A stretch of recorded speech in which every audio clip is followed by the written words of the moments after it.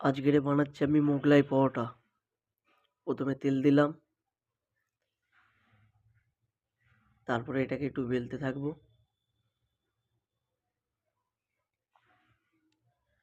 বেলা হয়ে গেলে এটাকে একটু ঘোরাবার চেষ্টায় থাকবো।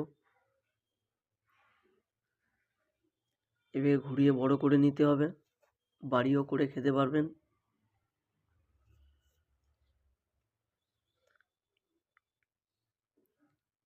এমনি করে ঘোরাতে থাকবেন, তারপর সাইডগুলো টেনে নেবেন।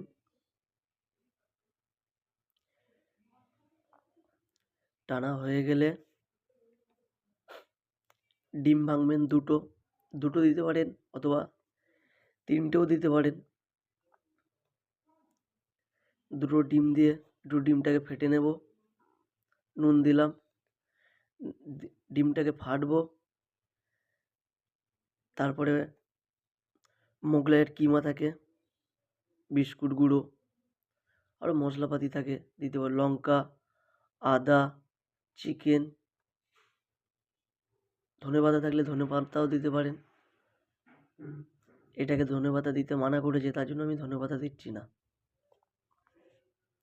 পেঁয়াজ ভালো করে মিক্স করতে হবে।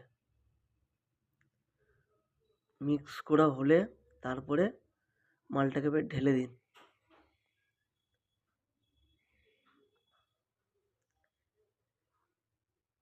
ব্যাস, মালটাকে ঢেলে ভালো করে মালটাকে বিছিয়ে দিন। এক জায়গায় মোটা হয়ে থাকলে জিনিসটা ভালো লাগবে না, চারিদিকে যাবে না। চৌকো করে ঢেলতে হবে। 4 সাইড এরকম র্যাপ করে দিন, কভার হয়ে যাবে পুরো।